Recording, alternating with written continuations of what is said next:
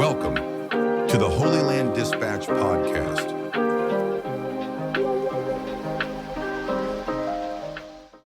In recent days alone, crazy leftists compared a jeans commercial and redistricting in Texas to the Holocaust. This is packed onto the endless use of the greatest tragedy the Jews and others experienced in modern history as a tool in the hands of idiots. The roots of evil.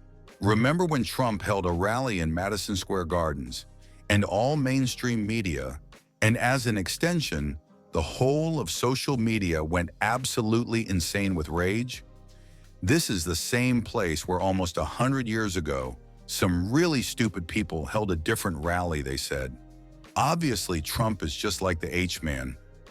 Remember when the witches on The View and the rest of the Pravda-esque media reminded us all that Hitler was also elected democratically, then killed democracy?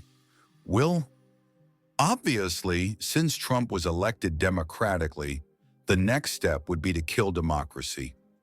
It goes on and on and on, and after some really unintelligent people called an American Eagle commercial Nazi propaganda, this time it was some wacko comparing redistricting efforts in Texas to the Holocaust, no less. And Don Lemon, who listens to this absolute garbage, just nods in agreement. What is the root of this evil? Did all these people skip history lessons? Quick history lesson.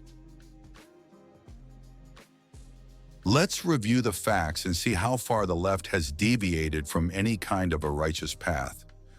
What we're about to do is look at 10 glaring differences between Nazi Germany and present-day USA. 1. First, let's clear the slate on that bogus Hitler was also elected democratically nonsense. First of all, Hitler wasn't elected by the people to be the chancellor. He was invited by the president and very quickly seized power. Yes, on paper, there were democratic elections after that, but on the ground, they were very far from free. Hitler used militias and terrorized, killed, or deported opponents and impacted the democratic election by brute force. So to put this lie to rest, no, Hitler was not elected democratically. Trump, on the other hand, did, and so did every president before him, as will the ones after. 2. Nazi Germany was a totalitarian state under the exclusive control of the Nazi Party, with all other political parties banned. The U.S. maintains a multi-party democratic system with regular elections. How do we know that Trump will relinquish power? Because he already has in the past, even when he felt that he was cheated. 3. Führerprinzip, or leader principle.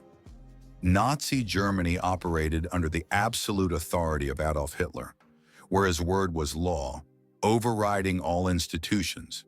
The U.S. has a constitutional system with checks and balances across executive, legislative, and judicial branches. So I believe we can stop pretending like Trump has some kind of presidential superpowers. 4. Racial purity laws, Nuremberg laws. Nazi Germany enforced laws like the 1935 Nuremberg laws, which stripped Jews and other groups of citizenship and prohibited intermarriage based on racial ideology. The U.S. has no equivalent racial purity legislation with legal protections against discrimination. This doesn't change under Trump, so let's chill, eh? 5. Lebensraum policy.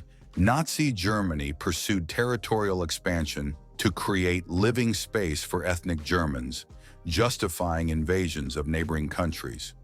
The U.S. under Trump, or any modern president, does not have a comparable policy of territorial conquest for demographic expansion.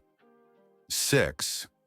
Nazi Germany required all Aryan youth to join the Hitler Youth or League of German Girls for ideological and military training. The U.S. has no mandatory state-run youth organizations for ideological indoctrination. Even the vilified MAGA movement is very optional and in no way resembles the Hitler Youth. 7. How about the topic of freedom of speech? Well, I think we can summarize this by wondering what would happen if a group of German students in Nazi Germany would demonstrate in the University of Berlin against the values of the Nazi regime. 8. Or how about the right to bear arms? In Nazi Germany, as far as I can remember, this right was reserved only for, Nazis. In fact, the Second Amendment was created specifically to give the people power against tyranny. 9. Have you heard of the T4 euthanasia program? Nazi Germany systematically murdered disabled individuals deemed unfit under a state-sponsored euthanasia program. I believe Trump and MAGA are so much against euthanasia that it's actually the left who hates him for that. 10. Now, I may be a bit off on this one, but can someone please direct me to the nearest American concentration or death camp? No? Is it because they do not exist? Back to the roots of evil. So I think we demonstrated very clearly how the USA is, in fact, not in any way, shape, or form like Nazi Germany, and how, in no way, shape, or form, can American policies under Trump be compared to the Holocaust. In fact, doing so is not only cynical, because let's face it, it's not that the left didn't attend history lessons. It's because they knowingly ignore it. It's pernicious. To use the Holocaust in that way serves to only cheapen the argument and demonstrate what kind of person the accuser actually is.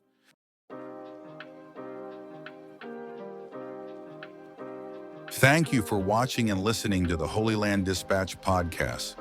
Please help us grow by liking, commenting, and sharing this episode.